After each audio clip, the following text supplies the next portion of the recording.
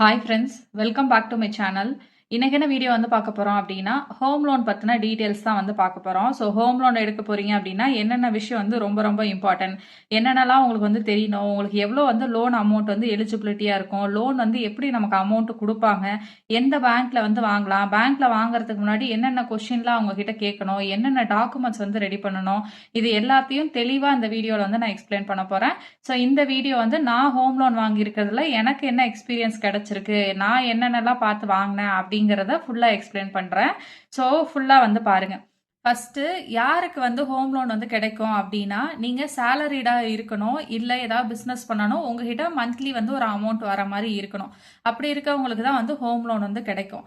ஒவ்வொரு பேங்க் வந்து எப்படி கேட்குறாங்க அப்படின்னா, ஹோம் லோன் வந்து யார் பேரில் வந்து எடுக்கிறீங்களோ அவங்க பேரில் தான் லேண்ட் இருக்கணும் அப்படின்னு சொல்லி கேட்குறாங்க. ஒவ்வொரு பேங்க்ல வந்து இன்கேஸ் அது வந்து இப்போ வேற யாராவது பேரில் அவங்க ஸ்பௌஸ் பேர்லையோ இல்லை அவங்க பேரண்ட்ஸ் பேர்லையோ வந்து இருக்கு அப்படின்னா, அவங்க ஏர்ன் பண்ணாமல் இருக்காங்க அப்படின்னாலுமே அவங்கள வந்து அப்ளிகண்ட்டாக போட்டுட்டு யார் ஏர்ன் பண்ணுறாங்களோ அவங்கள வந்து கோ அப்ளிகண்ட் அப்படின்னு சொல்லிட்டு போட்டுட்டு வந்து லோன் வந்து கொடுக்குறாங்க. ஸோ உங்கள் பேங்க்ல எப்படி தராங்க அப்படிங்கிறத விசாரிச்சுக்கோங்க. ஏன் அப்படின்னா, நாங்கள் ஃபர்ஸ்ட் வந்து ஒரு பேங்க் அப்ரோச் பண்ணும்போது அவங்க எங்ககிட்ட என்ன சொன்னாங்க அப்படின்னா, லேண்ட் ஆக்சுவலாக வந்து என் ஹஸ்பண்டோட அப்பா நேம்ல வந்து இருந்தது. ஸோ இவரு தான் வந்து சேலரிடு. அவரோட ஏஜ் வந்து 60 அபோவ் ஆயிடுச்சு. அதனால இவங்க வந்து என்ன சொல்லிட்டாங்க அப்படின்னா, லேண்டை வந்து உங்க நேமுக்கு வந்து சேஞ்ச் பண்ணிட்டு வாங்க. ஸோ லேண்டு சேலரி இது ரெண்டுமே வந்து உங்க நேம்ல இருந்தது அப்படின்னா அப்ளிகண்ட்னு போட்டுட்டு உங்களத வந்து பண்ணிக்கலாம் அப்படின்னு சொல்லிட்டாங்க. ஸோ நாங்க வந்து சேஞ்ச் பண்ணிட்டு அதுக்கப்புறம் தான் வந்து பண்ணோம். பட் இன்னொரு பேங்க்ல வந்து என்ன சொன்னாங்க அப்படின்னா, அவங்கள வந்து அப்ளிகண்டா போட்டுட்டு உங்களை கோ அப்ளிகண்டா போட்டு கூட நம்ம வந்து பண்ணிக்கலாம். இதுவும் வந்து ஒரு ஆப்ஷனா இருக்கு. லேண்டை வந்து கன்ஃபார்மா வந்து நேம் சேஞ்ச் பண்ணணும், ரெஜிஸ்ட்ரேஷன் பண்ணணும் அப்படிங்கிற நெசசரி இல்லை அப்படின்னு வந்து சொன்னாங்க. உங்களுக்கு கேரண்டீடா யாராவது சைன் போடுற மாதிரி இருக்கும். ஸோ அவங்களோட ப்ரூஃபும் நீங்கள் சப்மிட் பண்ணுற மாதிரி இருக்கும். ஸோ யார் பேரில் வாங்கலாம் அப்படிங்கிறத எக்ஸ்பிளைன் பண்ணிட்டேன். நெக்ஸ்ட் நீங்க யார் பேர்ல வந்து வாங்க போறீங்களோ அவங்களோட சிபில் ஸ்கோர் அப்படிங்கிறது வந்து ரொம்ப ரொம்ப இம்பார்ட்டன்ட். அதை பொறுத்து தான் உங்களோட லோன் அமௌண்ட்டோ உங்க இன்ட்ரெஸ்ட்டோ இது எல்லாத்தையும் வந்து டிசைட் பண்ணுவாங்க. உங்களுக்கு வந்து எவ்வளோ லோன் கொடுக்கலாம், உங்களுக்கு எவ்வளோ எலிஜிபிலிட்டி இருக்கு, இது எல்லாத்தையும் உங்க சிபில் ஸ்கோர் தான் வந்து டிசைட் பண்ணும். அதனால ஹோம் லோனோ ஏதாவது loan, car loan, personal loan, எந்த லோன் நீங்க எடுக்கிறதா இருந்தாலும் சரி, உங்க சிபில் ஸ்கோரை நீங்க நல்லா வச்சுக்கணும். உங்க சிபில் ஸ்கோர் நல்லா இருந்துச்சு அப்படின்னா என்ன அர்த்தம் அப்படின்னா, உங்க சிபில் ஸ்கோர் நல்லா இருக்குன்னா நீங்க ப்ராப்பரா லோனை க்ளோஸ் பண்ணிருவீங்க அப்படின்னு அர்த்தம். ப்ரீவியஸா வாங்கியிருக்க லோனும் ப்ராப்பரா க்ளோஸ் பண்ணிருக்கீங்க அப்படின்னு அர்த்தம். உங்க நீங்க கிரெடிட் கார்டு எல்லாம் வச்சிருக்கிறதுமே வந்து ப்ராப்பரா க்ளோஸ் பண்ணிட்டு வரீங்க அப்படின்னா உங்க சிபில் ஸ்கோர் நல்லாவே இருக்கும். ஸோ இப்படி இருந்தது அப்படின்னா உங்களுக்கு கொஞ்சம் கம்மியான இன்ட்ரெஸ்ட் ரேட்ல ஹோம் லோன் வந்து கிடைக்கும்.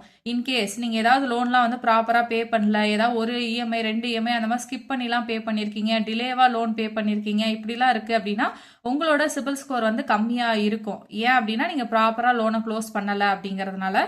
இப்படி சிபில் ஸ்கோர் வந்து கம்மியா இருக்கவங்களுக்கு இன்ட்ரெஸ்ட் வந்து ஜாஸ்தியா போடுவாங்க, வட்டி வந்து ஜாஸ்தியா வந்து போடுவாங்க. இவங்களோட கம்பேர் பண்ணும்போது ஒரு 1 or 2% கூட இன்க்ரீஸ் ஆகிறதுக்கு சான்ஸ் இருக்கு உங்க சிபில் ஸ்கோரை பொறுத்து. ரொம்ப நீங்க கம்மியான சிபில் ஸ்கோர்லாம் வச்சிருக்கீங்க அப்படின்னா நிறைய வந்து இன்ட்ரெஸ்ட் ரேட் வந்து உங்களுக்கு போடுவாங்க. ஸோ அதனால நீங்க லோன் எடுக்கிறதுக்கு முன்னாடி உங்க சிபில் ஸ்கோரை நல்லா மெயின்டைன் பண்ணிக்கிட்டு வாங்க. சிபில் ஸ்கோரை எடுத்து பார்த்தாவே இதுக்கு முன்னாடி நீங்க என்னென்ன லோன் வாங்கியிருக்கீங்க, உங்க நேம்ல என்னென்ன லோன் இருக்கு, எல்லா டீட்டெயில்ஸுமே வந்து கிடைக்கும். நீங்க ஏதாவது எஜுகேஷனல் லோன் வாங்கியிருக்கீங்களா, கார் லோன் போயிட்டு இருக்கா, ஏதாவது பைக் லோன் போயிட்டு இருக்கா, ஜுவல் லோன் போயிட்டு இருக்கா, பர்சனல் லோன் ஏதாவது இருக்கா, எல்லா டீட்டெயில்ஸுமே அதுல வந்து வரும். நீங்க ஏதாவது எஜுகேஷனல் லோன்லாம் வந்து வாங்கிட்டு கட்டாம விட்டுருக்கீங்க, இல்ல பர்சனல் லோன்லாம் வாங்கிட்டு கட்டாம விட்டுருக்கீங்க, இந்த மாதிரிலாம் ஏதாவது இருக்கு அப்படின்னா அதெல்லாம் கண்டிப்பா வந்து தெரிஞ்சிடும் நீங்க சிபில் ஸ்கோர் வந்து பார்க்கும்போது. அதனால எல்லா லோனும் வந்து மோஸ்ட்லி வந்து ப்ராப்பரா இருக்க மாதிரி பாத்துங்க. அப்பதான் உங்களுக்கு ஹோம் லோன் வந்து கரெக்டா வந்து கிடைக்கும். நெக்ஸ்ட் டென்யூர் அப்படின்னா வந்து எத்தனை வருஷத்துக்கு வந்து நான் லோன் கட்டலாம் அப்படிங்கறத எப்படி கண்டுபிடிப்பாங்க அப்படின்னா, உங்க ஏஜ் என்னவோ அதுல இருந்து 60 வந்து மைனஸ் பண்ணுங்க. 60ல இருந்து உங்க ஏஜ் மைனஸ் பண்ணனா என்ன வருதோ அதுதான் உங்களுக்கு டென்யூரா வந்து கொடுப்பாங்க. இப்போ நீங்க ஒரு 30 வயசுல ஹோம் லோன் வாங்குறீங்க அப்படின்னா 60 - 30 உங்களுக்கு 30 இயர்ஸ் வந்து மேக்ஸிமம் டென்யூர் வந்து கிடைக்கும். இல்ல நீங்க ஒரு 45 இயர்ஸ்ல தான் வந்து பண்றீங்க அப்படின்னா உங்களுக்கு ஒரு 15 இயர்ஸ் வந்து டென்யூரா வந்து கிடைக்கும். ஏன் இந்த 60ன்னு ஃபிக்ஸ் பண்ணிருக்காங்க அப்படின்னா 60 வயசுக்கு மேல நம்ம எல்லாரும் வந்து ரிட்டையர்மெண்ட் ஆயிடுவோம். ஸோ அதுக்கப்புறம் நமக்கு ஏர்னிங்ஸ் இருக்காது. பிளஸ் நமக்கு நிறைய ஹெல்த் இஷ்யூஸ் வந்துடும். நம்மளால ஹோம் லோனை பே பண்ண முடியாம போறதுக்கான பாசிபிலிட்டியும் இருக்கு. 60 அப்படிங்கறத வந்து ஒரு பேஸா வச்சு இந்த டென்யூரை வந்து ஃபிக்ஸ் பண்றாங்க. இந்த டென்யூரை நம்மளும் வந்து டிசைட் பண்ணிக்கலாம். இன்கேஸ் உங்களுக்கு ஏஜ் வந்து இப்போ 30 தான் ஆகுது அப்படின்னா உங்களுக்கு மேக்ஸிமம் 30 இயர்ஸ் வந்து டைம் இருக்கு. பட் ஒரு 15 இயர்ஸ்லேயே நான் வந்து க்ளோஸ் பண்ணிக்கிறேன், 15 இயர்ஸ் எடுத்துக்கிறேன், இல்லை நீங்க 20 இயர்ஸ் எடுத்துக்கிறேன், 25 இயர்ஸ் எடுத்துக்கிறேன் அப்படிங்கறத நீங்க டிசைட் பண்ணிக்கலாம். பேங்க்ல முன்னாடியே நீங்க இன்ஃபார்ம் பண்ணிடணும். எனக்கு 15 இயர்ஸ் மட்டும் நீங்க டென்யூர் போட்டு கொடுங்க போதும், எனக்கு வந்து 20 இயர்ஸ் போட்டு கொடுங்க போதும் அப்படின்னு சொல்லி நீங்க உங்க டென்யூரை வந்து கன்ஃபார்மா பேங்க்குக்கு எவ்வளோ அப்படிங்கறத சொல்லிடணும். நெக்ஸ்ட் டவுன் பேமெண்ட் அப்படின்னா, இப்போ உங்க வீட்டுக்கு அப்படின்னு சொல்லிட்டு ஒரு டோட்டல் பட்ஜெட் வந்திருக்கும்ல, ஒரு 50 லட்சம் 60 லட்சம் அப்படின்னு சொல்லிட்டு அந்த ஃபுல்லா அமௌண்ட்டையும் பேங்க் கொடுத்துருமா அப்படின்னு கேட்டா கொடுக்காது. உங்க கையில இருந்து ஒரு அமௌண்ட் வந்து நீங்க போடணும். அதுக்கு பேர் தான் டவுன் பேமெண்ட் அப்படின்னு சொல்லுவாங்க. நீங்க எவ்வளவு அமௌண்ட் வந்து போடணும் அப்படின்னா ஒரு 10 to 20% ஆவது மினிமம் வந்து போடணும். Depends on the bank. ஒவ்வொரு பிரைவேட் பேங்க்ல 10% இருந்தா கூட ஓகேங்கிறாங்க. பட் பப்ளிக் செக்டர் பேங்க்ல ஒரு 20% ஆவது நீங்க டவுன் பேமெண்ட் போடுறீங்களா அப்படிங்கறத வந்து பாக்குறாங்க. ஃபார் எக்ஸாம்பிள், இப்போ உங்க வீட்டோட பட்ஜெட் வந்து ஒரு 40 lakhs அப்படின்னு இருக்கு அப்படின்னா, நீங்க உங்க கையில மினிமம் ஒரு 8 lakhs ஆவது ரெடி பண்ணி வச்சுக்கணும். ரிமைனிங் இருக்க ஒரு 32 lakhsக்கு தான் வந்து ஹோம் லோன் வந்து கொடுப்பாங்க. ஃபுல்லா 35 lakhs 40 lakhs வந்து ஹோம் லோன்லாம் கேக்குறீங்க அப்படின்னா அவ்வளோலாம் கொடுக்க மாட்டாங்க. டவுன் பேமெண்ட் அப்படின்னு ஒன்று நீங்க வந்து பே பண்ணணும். ரிமைனிங் ஒரு 80 to 90% ஆஃப் யுவர் பட்ஜெட்டை தான் ஹோம் லோனா வந்து கொடுப்பாங்க. எனக்கு எவ்வளோ அமௌண்ட் லோன் கிடைக்கும் அப்படின்னா, இப்போ 40 lakhs நீங்க பட்ஜெட் போட்டு வச்சிருக்கீங்க அப்படின்னா, அதுல ஒரு 80% டக்குன்னு வந்து ஒரு 32 lakhs வந்து எடுத்து உங்களுக்கு வந்து ஹோம் லோனா வந்து கொடுத்துட மாட்டாங்க. இந்த ஹோம் லோன் வந்து எதை டிபெண்ட் பண்ணி இருக்கும் அப்படின்னா, உங்க சிபில் ஸ்கோர் அண்ட் நீங்க எவ்வளோ சேலரி வாங்குறீங்க அப்படிங்கறத பொறுத்து இருக்கும். இல்ல நீங்க சேலரிடா இல்ல பிசினஸ் பண்ணிட்டு இருக்கீங்க அப்படின்னா, இயர்லிக்கு நீங்க எவ்வளோ டர்ன் ஓவர் பண்றீங்க அப்படிங்கறத பொறுத்து தான் இந்த லோன் அமௌண்ட் வந்து கொடுப்பாங்க. நீங்க கூகுள்லயே போய் பாத்தீங்க அப்படின்னா, ஹோம் லோன் எலிஜிபிலிட்டி கால்குலேட்டர் அப்படின்னு சொல்லிட்டு நிறைய இருக்கும். ஸோ அதுல போயிட்டு உங்க சேலரியோ இல்ல உங்க டர்ன் ஓவரையோ நீங்க என்டர் பண்ணீங்க அப்படின்னா உங்களுக்கு வந்து எவ்வளவு ஹோம் லோனுக்கு எலிஜிபிலிட்டி இருக்கு அப்படின்னு சொல்லிட்டு அப்படியே கூகுள்ல காட்டும். இதை நீங்க செக் பண்ணி பார்த்துக்கலாம். நிறைய கால்குலேட்டர்ஸ் வந்து அவைலபிளா இருக்கும். இதுல நீங்க போட்டு பாத்தீங்கன்னாவே தெரியும் உங்களோட சேலரிக்கு உங்களுக்கு வந்து எவ்வளவு லோன் அமௌண்ட் கிடைக்கும் அப்படிங்கிறது. நெக்ஸ்ட் வந்து இஎம்ஐ. இஎம்ஐ வந்து மேக்ஸிமம் எவ்வளோ அலோவ் பண்ணுவாங்க அப்படின்னா 40 to 50% வந்து அலோவ் பண்ணுவாங்க மேக்ஸிமம். நீங்க மினிமமா 10% எடுத்துக்கலாம், 20% எடுத்துக்கலாம், 30% எடுத்துக்கலாம். உங்க சேலரியோட 10 to 20% தான் வந்து இஎம்ஐயா எடுக்கிறீங்க அப்படின்னா அதெல்லாம் வந்து பேங்க்குக்கு தான் வந்து பெனிஃபிட்டா இருக்கும். முடிஞ்ச அளவுக்கு எவ்வளோ இஎம்ஐ பே பண்ண முடியுமோ அவ்வளோ அளவுக்கு வந்து இஎம்ஐ பே பண்ணுங்க. 40% வரைக்கும் உங்க சேலரியில பே பண்ணலாம் அப்படின்னு சொல்றாங்க அப்படின்னா 40% பே பண்ணி ஹோம் லோனை சீக்கிரம் முடிக்கிறதுக்கு வந்து ட்ரை பண்ணுங்க. ஃபார் எக்ஸாம்பிள், இப்போ உங்க சேலரி வந்து ஒரு 60,000 இருக்கு அப்படின்னா நீங்க ஒரு 25,000 வந்து இஎம்ஐயா பே பண்ணலாம். இப்போ உங்க சேலரி ஒரு 50,000 இருக்கு அப்படின்னா அதுல நீங்க ஒரு 20,000 வந்து இஎம்ஐயா பே பண்ணலாம். இந்த அளவுக்காவது நீங்க வந்து இஎம்ஐ வந்து பே பண்ணணும். நீங்க கூகுள்ல போய் இஎம்ஐ கால்குலேட்டர் அப்படின்னு சொல்லி போட்டு பாத்தீங்க அப்படின்னா வந்து தெரியும். ஸோ எவ்வளோ நீங்க வந்து லோன் வாங்கியிருக்கீங்க, அதோட இன்ட்ரெஸ்ட் என்ன, அதோட டென்யூர் என்ன, இந்த மூணையும் நீங்க என்டர் பண்ணீங்க அப்படின்னா உங்களுக்கு எவ்வளோ இஎம்ஐ வருது, நீங்க டோட்டலா எவ்வளோ பிரின்சிபல் பே பண்றீங்க, இன்ட்ரெஸ்ட் எவ்வளோ பே பண்றீங்க, டோட்டலா லோனுக்கு பிரின்சிபல் இன்ட்ரெஸ்ட் சேர்த்து மொத்தமா எவ்வளவு நீங்க ரீபே பண்றீங்க அப்படிங்கிற கால்குலேஷன் அதுல வந்து ஃபுல்லா தெளிவா வரும். நீங்க எவ்வளவு பட்ஜெட் வந்து பிளான் பண்ணி வச்சிருக்கீங்களோ அதை வந்து போய் அந்த இஎம்ஐ கால்குலேட்டர்ல போடுங்க. ஸோ நீங்க வந்து ஒரு 30 lakhs ஹோம் லோன் வாங்கலான்னு இருக்கீங்க அப்படின்னா லோன் அமௌண்ட்ல 30 lakhs போடுங்க. இன்ட்ரெஸ்ட்ல வந்து ஒரு 8.5% அப்படிங்கிற மாதிரி வந்து போட்டுங்க. உங்க சிபில் ஸ்கோர் நல்லா இருந்தா இந்த ரேஞ்செல்லாம் கிடைக்கும். நான் அதனால சொல்றேன் ஒரு 8 to 8.5% அந்த மாதிரி வந்து போட்டுங்க. நெக்ஸ்ட் டென்யூர்ல நீங்க எத்தனை வருஷம் பண்ண போறீங்க, 10 வருஷமா 15 வருஷமா 20 வருஷமா எவ்வளோ வந்து நீங்க டென்யூர் போட போறீங்களோ அதை நீங்க போட்டுட்டீங்க அப்படின்னாவே உங்க இஎம்ஐ எவ்வளோ அப்படின்னு சொல்லிட்டு காட்டிடும். ஸோ இதெல்லாம் வந்து கூகுள்ல இருக்கு, செக் பண்ணி பாருங்க. நெக்ஸ்ட் எப்படி நமக்கு வந்து லோன் கொடுப்பாங்க. இப்போ நான் 30 lakhs வந்து லோன் போட்டுட்டேன் அப்படின்னா அப்படியே எனக்கு அப்ளை ஆகி ஓகே ஆனோடனே நம்ம ஜுவல் லோன்லாம் வந்து வைக்கிறோம்ல, ஜுவல்ல கொண்டு போய் பிளச் பண்ணதுக்கு அப்புறம் அப்படியே வந்துட்டு நமக்கு இப்போ 2 lakhsக்கு வச்சிருக்கோம்னா 2 lakhs ஒன்னா கேஷ் கொடுத்துட்றாங்களா, அப்படி கொடுத்துருவாங்களா அப்படின்னு கேட்டா அப்படியெல்லாம் வந்து கொடுக்க மாட்டாங்க. இப்போ நீங்க வந்து ரெண்டு இது இருக்கு. நீங்க ஒன்று வந்து ரெடி டு மூவ் ஹவுஸ் இல்லை அபார்ட்மெண்ட் இந்த மாதிரிலாம் வந்து வாங்குறீங்க அப்படின்னா உங்களுக்கு வந்து பிரச்சனை இல்லை. டவுன் பேமெண்ட் வந்து நீங்க எவ்வளோ கட்டுறீங்களோ அந்த அமௌண்ட் பிளஸ் நீங்க லோன் அமௌண்ட் எவ்வளோ இருக்கீங்களோ அந்த டவுன் பேமெண்ட்டை நீங்க அக்கௌண்ட்ல வந்து போட்டுறணும். ரெண்டையும் சேர்த்து அவங்க வந்து டிடியா நீங்க யார்கிட்ட வாங்குறீங்களோ அவங்களுக்கு வந்து கொடுத்துருவாங்க. ஸோ நீங்க இந்த மாதிரி வாங்கும்போது உங்களுக்கு ஃபுல் பேமெண்ட் கிடைக்கும். அதே நீங்க கன்ஸ்ட்ரக்ட் பண்றீங்க அப்படின்னா உங்களுக்கு ஃபுல் பேமெண்ட் கிடைக்காது. ஒரு 3 ஸ்டேஜா தான் வந்து ரிலீஸ் பண்ணுவாங்க. இல்ல நீங்க ஹாஃப் ஆஃப் த கன்ஸ்ட்ரக்ஷன் முடிஞ்சதுக்கு அப்புறம் தான் ஹோம் லோனே அப்ரோச் பண்றீங்க அப்படின்னா உங்களுக்கு ஒரு 2 ஸ்டேஜ்ல வந்து ரிலீஸ் பண்ணுவாங்க. ஜென்ரலா நீங்க ஸ்டார்டிங்லேயே போயிட்டீங்க அப்படின்னா பேஸ்மெண்ட்டுக்கு அப்புறம் தான் ஃபர்ஸ்ட் பேமெண்ட்டே வந்து கொடுக்குறாங்க. ஸோ பேஸ்மெண்ட் வரைக்கும் உங்க டவுன் பேமெண்ட்டை வச்சு தான் நீங்க வந்து பண்ணணும். அதுக்கப்புறம் நம்ம ரூஃபிங் மேல தலாலாம் போட்டு முடிச்சதுக்கு அப்புறம் கொஞ்சம் செகண்ட் பேமெண்ட் வரும். தேர்ட் பேமெண்ட் நீங்க ஒயிட் வாஷ் எல்லாம் முடிச்சு டைல்ஸ் எல்லாம் முடிச்சு ஒரு 95%க்கு மேல நீங்க ஒர்க் எல்லாம் முடிச்சதுக்கு அப்புறம் தான் இந்த ஃபைனல் பேமெண்ட் அப்படிங்கறத வந்து கொடுப்பாங்க.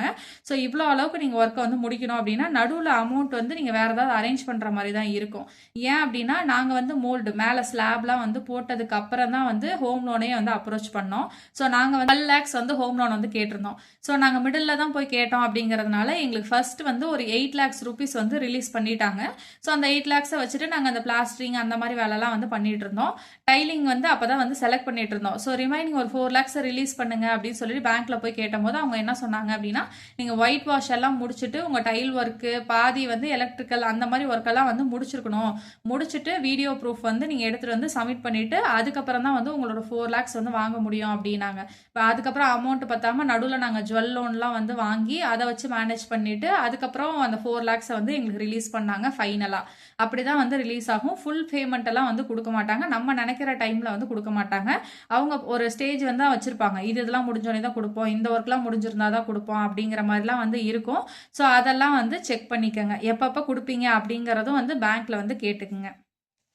நெக்ஸ்ட் ஒரு பப்ளிக் செக்டார் பேங்க்ல வாங்கினா ஓகேயா இல்லை ஒரு பிரைவேட் பேங்க்ல வாங்கினா ஓகேயா அப்படின்னா இது டிபெண்ட்ஸ் ஆன் யூ, உங்களத பொறுத்து. ஸோ உங்களுக்கு வந்து எங்க இன்ட்ரெஸ்ட் ரேட் வந்து கம்மியாக கிடைக்குதோ, எக்ஸ்ட்ரா சார்ஜஸ்லாம் வந்து போடாமல் இருக்காங்களோ அங்கே நீங்கள் வந்து வாங்கிக்கலாம். ஏதாவது ஒரு பேங்க்ல இப்போ உங்களுக்கு எஸ்பிஐல அக்கௌண்ட் இருக்கு அப்படின்னா டேரக்டா எஸ்பிஐல போயிட்டு எனக்கு ஹோம் லோன் வேணும் அப்படின்னு சொல்லி கேட்டுட்டு வாங்கிட்டு அப்படியே வந்துடாதீங்க. நிறைய பேங்க்ல போய் அப்ரோச் பண்ணுங்க. உங்களுக்கு அக்கௌண்ட் அதுல இல்லைனாலும் பரவாயில்ல, உங்க புதுசா அக்கௌண்ட்லாம் வந்து கிரியேட் பண்ணி உங்களோட சிபில் ஸ்கோர் எல்லாத்தையும் செக் பண்ணி பார்த்து கூட உங்களுக்கு ஹோம் லோன் வந்து கொடுப்பாங்க. அதனால நீங்க வந்து எல்லா பேங்க் உங்க நியர்பைல இருக்க ஒரு IOB, Indian bank, SBI, ICICI, axis என்னென்ன உங்க பக்கத்துல இருக்கோ எல்லா பேங்க்லயும் வந்து என்கொயரி பண்ணி பாருங்க. அவங்களோட டேர்ம்ஸ் அண்ட் கண்டிஷன்ஸ் என்ன, எக்ஸ்ட்ரா சார்ஜஸ் என்ன, எவ்வளோ இன்ட்ரெஸ்ட் ரேட் இருக்கும் உங்களோட சிபில் ஸ்கோருக்கு, நீங்க எதிர்பார்க்குற மாதிரி எந்த பேங்க் வந்து கொடுக்குறாங்களோ அந்த பேங்க்குக்கு நீங்க வந்து போய்க்கலாம். நாங்களும் ஃபர்ஸ்ட் பப்ளிக் செக்டர் பேங்க்குக்கு தான் வந்து போகணும், அதுதான் வந்து சேஃப் அப்படின்னு நினைச்சிட்டு எஸ்பிஐ ஃபர்ஸ்ட் அப்ரோச் பண்ணோம். எஸ்பிஐல நிறைய டாக்குமெண்ட்ஸ் வந்து கேட்டாங்க, அதையும் நாங்கள் வந்து அரேஞ்ச் பண்ணோம். அப்புறம் நிறைய இஷ்யூஸ் எல்லாம் எங்களுக்கு வந்து வந்தது. நாங்கள் ஏன்னா 4 இயர்ஸ் வந்து டென்யூர் வந்து கேட்டோம். 4 இயர்ஸ் டென்யூர் வந்து எஸ்பிஐல எங்களுக்கு தரமாட்டோம் அப்படின்ட்டாங்க. ஏன்னா அப்படி கொடுத்தா பேங்க்குக்கு வந்து ப்ராஃபிட் இருக்காது. நாங்கள் 12 லேக்ஸ் வந்து வாங்கியிருக்கோம் ஹோம் லோனா, அதுக்கு மொத்த இன்ட்ரெஸ்டே 4 இயர்ஸ் நீங்கள் போட்டிங்க அப்படின்னா 2 லேக்ஸ் தான் வந்து வரும். 14 லேக்ஸ் நாங்கள் டோட்டலாக ரீபே பண்ணால் போதும்.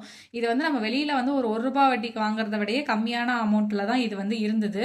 அதனால எஸ்பிஐல எங்களுக்கு வந்து ரிஜெக்ட் பண்ணிட்டாங்க. அதுக்கப்புறம் வந்து ஐஓபி போனோம், அங்கே ஒரு இஷ்யூ நடந்தது. அதுக்கப்புறம் வந்து ஐசிஐசிஐ போனோம். இந்த மாதிரி வந்து நிறைய பேங்க்கை நாங்கள் அப்ரோச் பண்ணி தான் வந்து ஹோம் லோன் வந்து வாங்கினோம். நாங்கள் ஹோம் லோன் வாங்கின ஸ்டோரியை கூட நான் வந்து ஒரு வீடியோவாக வந்து மேக் பண்ணி போட்டிருக்கேன். அதோட லிங்கை கீழே டிஸ்கிரிப்ஷனில் கொடுக்குறேன், என் கார்ட்லையும் கொடுக்குறேன், செக் பண்ணி பாருங்க. நாங்கள் என்னென்ன விஷயம் வந்து ஃபேஸ் பண்ணோம், என்னென்ன இஷ்யூ ஃபேஸ் பண்ணோம் அப்படிங்கிறத அதில் எக்ஸ்பிளைன் பண்ணியிருக்கேன். அந்த வீடியோ செக் பண்ணி பார்த்தீங்க அப்படின்னா உங்களுக்கும் ஒரு ஐடியா கிடைக்கும், எப்படி எப்படிலாம் வந்து பேங்க்ல கேட்குறாங்க அப்படிங்கிறதெல்லாம். ஸோ அந்த வீடியோவை செக் பண்ணி பாருங்க. நெக்ஸ்ட் நம்ம வந்து ஹோம் லோன் வாங்குறோம் அப்படின்னா என்ன ப்ரூஃப் அண்ட் டாக்குமெண்ட்ஸ் வந்து கொடுக்கணும் அப்படிங்கிறது. ஸோ பர்சனல் நமக்கு வந்து என்னென்ன கொடுக்கணும், லேண்டுக்கு என்னென்ன கொடுக்கணும் அப்படின்னு சொல்லி செப்பரேட்டாக எழுதியிருக்கேன். நமக்கு வந்து நம்மளோட ஆதார் கார்டு, பேன் கார்டு வந்து கொடுக்கணும். அதுக்கப்புறம் நம்ம ஐடி ஃபைல் பண்ணியிருப்போம்ல அதோட ரிட்டர்ன் வந்து கொடுக்கணும். இல்லை அப்படின்னா ஆஃபீஸ்லேருந்து ஃபார்ம் 16 வந்து வாங்கி கொடுக்கணும். உங்கள் சேலரி ஸ்லிப்பு ஒரு 3 to 6 மந்த்துக்கான சேலரி ஸ்லிப்பை வந்து நீங்கள் வந்து கொடுக்கணும். இதெல்லாம் நம்மளோட பர்சனலுக்கு வந்து கொடுக்கறது. ஸோ நீங்கள் உங்கள் கோ அப்ளிகண்ட் இருக்காங்க அப்படின்னா 2 பேருக்கும் நீங்கள் வந்து கொடுக்குற மாதிரி இருக்கும். அதுக்கடுத்து லேண்டுக்கு வந்து பார்த்தோம் அப்படின்னா ஃபர்ஸ்ட் லேண்டோட டாக்குமெண்ட் இதை நீங்கள் வந்து கொடுக்கணும். பட்டா வந்து கொடுக்கணும். அதுக்கப்புறம் வந்து தாய் பத்திரம்னு சொல்லுவாங்களா அது கொடுக்கணும். சேல்ஸ் டீட் கொடுக்கணும். ஈசி வந்து நீங்கள் எடுத்து கொடுக்கணும். ஈசி அப்படின்னா இது ரிஜிஸ்ட்ரேஷன் ஆஃபீஸில் வந்து கிடைக்கும். ஸோ நீங்கள் அங்கே போயிட்டு உங்கள் டாக்குமெண்ட்ஸை கொடுத்து இதுக்கு ஈசி வேணும் அப்படின்னு சொல்லிட்டீங்க அப்படின்னா ஒரு 30 இயர்ஸ்க்கு இந்த லேண்ட் யார்கிட்ட இருந்தது, யார்கிட்ட இருந்து யார்கிட்ட மாறுனுச்சு அப்படிங்கிற ஃபுல் ஹிஸ்டரியை வந்து கொடுத்துருவாங்க. ஸோ அதுக்கு பேர் தான் வந்து ஈசி அப்படின்னு சொல்லுவாங்க. ஸோ இந்த ஈசியை வந்து நம்ம எடுத்து கொடுக்கணும். ஏன் அப்படின்னா நம்ம இதில் எதுவும் வில்லங்கம் இல்லாம இருக்கா அப்படின்னு சொல்லி அவங்க செக் பண்ணி பார்க்கறதுக்காக. ஸோ இதை எல்லாத்தையும் வந்து ஒரு லாயரை வச்சு அவங்க வந்து வெரிஃபை பண்ணி பார்ப்பாங்க, கரெக்டா இருக்கா, நம்ம எதுவும் ஃபேக்கான டாக்குமெண்ட்ஸ் எதுவும் கொடுக்கலையா அப்படிங்கறதெல்லாம் ஒரு லாயரை வச்சு செக் பண்ணி பார்ப்பாங்க. அந்த லாயருக்கான ஃபீஸை நம்ம வந்து பே பண்ணணும். அதுக்கடுத்து நம்ம என்ன பில்டிங் கட்டுறோம், என்ன சைஸ்ல போடுறோம், பிளான் என்ன, எலிவேஷன் என்ன, இதெல்லாம் போட்டுட்டு நம்ம வந்து அப்ரூவல் வாங்கணும், பில்டிங் அப்ரூவல். அதுக்கடுத்து பிளாட்டுக்கான அப்ரூவலுமே வந்து வாங்கணும். டிடிசிபி அப்ரூவல் அந்த மாதிரிலாம் இருக்குல்ல, அந்த மாதிரி அப்ரூவல்லாம் வாங்கணும். அந்த அப்ரூவல் வாங்கினாதான் இது வந்து அக்ரி லேண்டு இல்லை, நம்ம வந்து வீடு கன்ஸ்ட்ரக்ட் பண்ணுறதுக்கு இந்த லேண்ட் வந்து ஓகே அப்படின்னு சொல்லி தெரியும். அதனால பில்டிங் அப்ரூவல், பிளாட் அப்ரூவல் இதெல்லாம் நீங்கள் வந்து வாங்கணும். அதுக்கடுத்து எஸ்டிமேஷன் அப்படின்னு சொல்லிட்டு ஒன்று வந்து ரெடி பண்ணணும். எஸ்டிமேஷன் அப்படின்னா இந்த வீடை கட்டுறதுக்கு எவ்வளோ பட்ஜெட் ஆகும் அப்படிங்கிறது தான் வந்து எஸ்டிமேஷன். இதை நீங்கள் உங்கள் இன்ஜினியர் கிட்ட வந்து வாங்க முடியாது. கவர்மெண்ட் வந்து அப்ரூவ் பண்ணியிருப்பாங்க ஒரு சில இன்ஜினியர், அவங்களுக்கு மட்டும்தான் வந்து சைன் பண்ணுறதுக்கான அத்தாரிட்டி இருக்கும். ஸோ அவங்க கிட்ட இந்த எஸ்டிமேஷனை நீங்கள் வந்து வாங்கணும். உங்களுக்கு தெரிஞ்சவங்க இருக்காங்க அப்படின்னா நீங்களே வந்து வாங்கிக்கலாம். இல்லை பேங்க்லேயே வந்து டைஅப்ல யாராவது இருப்பாங்க, அவங்க கிட்ட நீங்கள் வந்து வாங்கிக்கலாம். ஸோ இந்த எஸ்டிமேஷனும் வந்து கம்பல்சரி. அதுக்கடுத்து எம்ஓடி அப்படின்னு சொல்லிட்டு ஒன்று வந்து பண்ணி கொடுக்கணும். என்ன அப்படின்னா, இப்போ நீங்கள் வந்து உங்கள் லேண்ட் வந்து வச்சிருக்கீங்களா, இந்த லேண்டை வந்து பேங்க்குக்கு செக்யூரிட்டியாக வந்து நீங்கள் வந்து கொடுக்கணும்.